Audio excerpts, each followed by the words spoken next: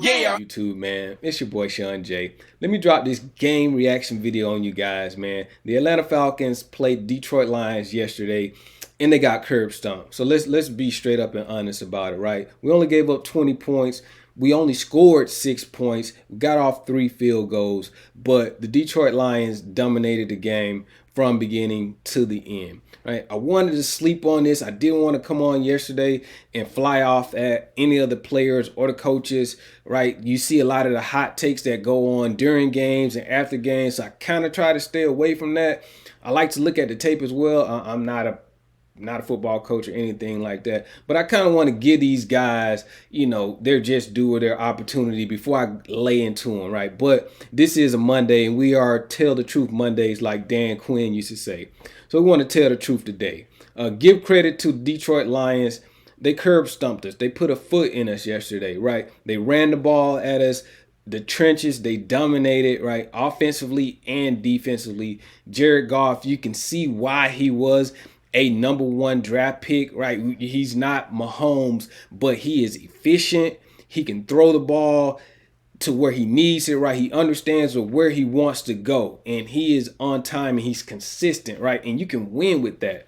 The Rams showed that they can win with that. They got to a Super Bowl with them. So Jared Goff, I want to give him his credit because there's a lot of slight and there's a lot of dirt thrown on Jared Goff, but when you watch him play, right, it is winning style football. He does play winning style football. So you want to give Jared Goff and the Detroit Lions their credit. But now that's out the way. The Atlanta Falcons, a lot of things came to roost yesterday, right? The first 2 games, we were down in the fourth quarter. Just like yesterday, we were down double digits, 13-10, going into the fourth quarter, not able to get anything going the entire game. The run game was shut down. Bijan Robinson was literally shut down, bro. He could not get anything off. Tyler Algier, we could not get anything off. Less than 100 yards rushing as a team. So if you are facing the Atlanta Falcons, what the Detroit Lions put on tape, the blueprint that they put out yesterday, is how you will stifle the Atlanta Falcons, and you will have them looking the way they did yesterday, right? We could not get into the end zone. We only could get off field goals, and that's partly due to play calling, which I don't like to kind of get into play calling, but can we stop running the ball on 3rd and 5? That's a simple ask. Can we stop running the ball on 3rd and 5? Get a quarterback a chance. But I know with going into throwing the ball, you got to consider pass protection. The pass protection yesterday was awful. You give up 7 sacks to a Detroit Lions team that only had 1 sack going into the game. There's a lot of questions going on about their defense. They were losing a lot of players, even their key guy, Gardner Johnson. They lost Gardner Johnson yesterday, so I expected us to take advantage in the passing game as well as in the run game. But the offensive line did not allow for Desmond Ridder to get the ball off in a lot of cases. But that's not every case. A lot of it was on the quarterback, guys. So we got to be honest with Desmond Ridder. But with being honest with Desmond Ridder, we got to understand where he is in the process, bro. He is on game number 7, right? That was game number 7 yesterday. And there's a lot that he has to learn. And just watching him just off of the broadcast yesterday, I just feel like he's not seeing it well. Right, I'm not seeing the confidence on when he gets to that back foot on that 3-step drop. Is he seeing it well? Is he throwing to open guys? We saw over the last couple of weeks, he's thrown to the other jersey and they've dropped it, right? So he could have at least 3 more interceptions on his stat sheet, but those guys dropped it. But it's questioning to me, is he seeing it correctly when he hits that back foot?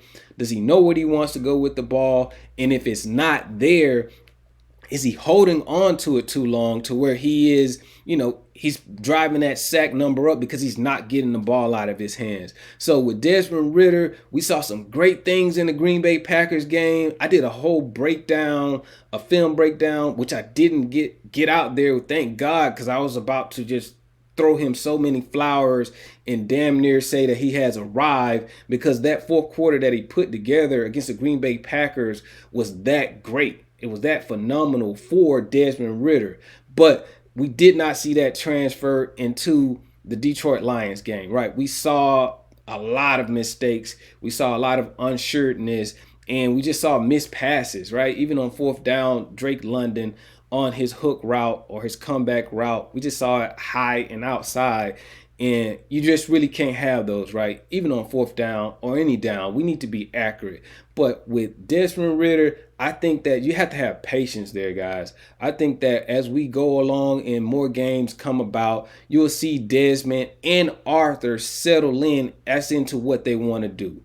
With Arthur Smith getting into his play calling, his game plan is going to stay what it's going to stay, right? He's not going to change it mid-game. He's not going to, if he does change it, he's going to change it in the inverse. He's going to change it to where he can scale back and get it back to his running backs. He would rather scale it back to Bijan Robinson and Tyler Algier instead of having to open it up to Kyle Pitts and Drake London. Even those are two top 10 draft pick guys at the receiver positions. He doesn't want to open it up there because, as we mentioned, the pass protection is not there. Caleb McGarry, I need to check to see when we can get out of your contract. I know we just signed you, but your pass protection has been an issue for years. We've been able to cover it up with the run game, but pass protection, we can't get the pass game off if we're not blocking. So we need to block it up first, and if we do block it up, we need to get the ball to our playmakers, right? So that's the issue that we're having now. And with shutting down the run game yesterday, you saw the result that we saw. We saw a 20-6 Detroit Lion curb stomp, right? The Atlanta Falcons need to get better next week, right?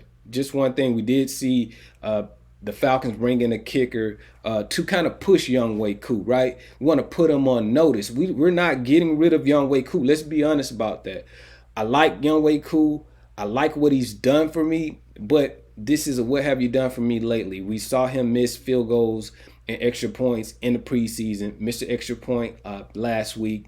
And, this week we saw him miss a critical field goal that would have gotten this to a one-score game at 13-6, and a stop and a score could have, changed the ball game there. But you miss, go down and give up a touchdown, and pretty much the game is over from there. So I can see why Arthur Smith is in his feelings a little bit and bringing in a kicker to kind of push Koo to let him know, like, hey, don't get comfortable.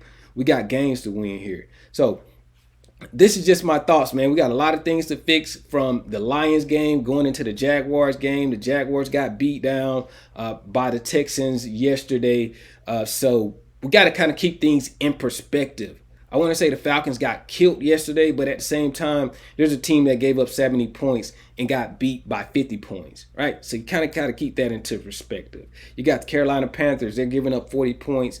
They're 0-3. The New Orleans Saints lost a 17-point lead yesterday in the fourth quarter to the Green Bay Packers, who we just beat last week, right? So keeping it into perspective, the Falcons are in a good spot at 2-1. So let's get this thing rolling next week. We got to be better than what we were yesterday, and I got faith in the guys that you can do it. It's your boy Sean J.